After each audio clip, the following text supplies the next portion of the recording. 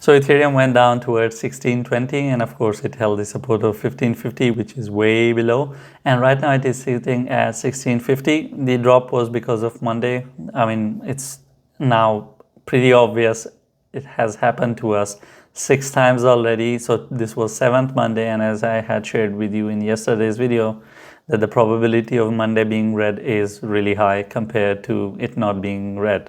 But we were hoping that maybe one Monday would be green, but I don't know, maybe next Monday. So it did go down, but it's back up to 1650, and we expect it to go towards 1680, 1700 and 1720. Those are the three targets we have for Ethereum. As long as the support of 1550 holds, we expect Ethereum to actually go up instead of going down.